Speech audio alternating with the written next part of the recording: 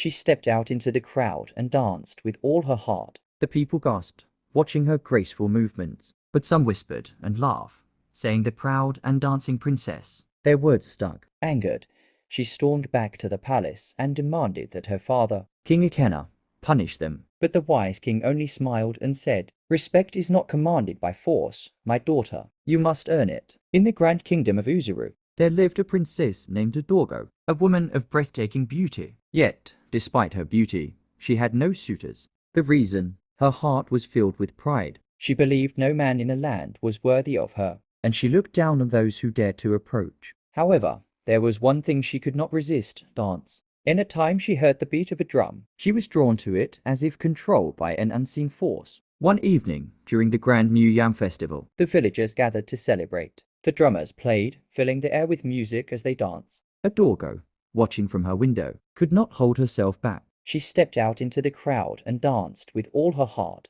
The people gasped, watching her graceful movements, but some whispered and laughed, saying the proud and dancing princess. Their words stuck. Angered, she stormed back to the palace and demanded that her father, King Ikenna, punish them. But the wise king only smiled and said, "Respect is not commanded by force, my daughter. You must earn it." Adorgo clenched her fists, but could not argue with her father's wisdom. As days passed, one day, a stranger arrived in the kingdom. His name was Chigazi, a humble drummer with a strong build and a kind smile. He watched Adorgo dance and was captivated. He stepped forward and bowed. "Princess, I have never seen anyone dance as beautifully as you. May I play for you?" Adorgo was surprised, but nodded. Chigazi played his drum, and she danced like never before. When she stopped, her face glowed with joy. "Thank you," she whispered. Chigazi smiled. "May I see you again?" Adorgo thought about it for some time, then nodded in agreement. Weeks passed, and Chigazi continued to visit,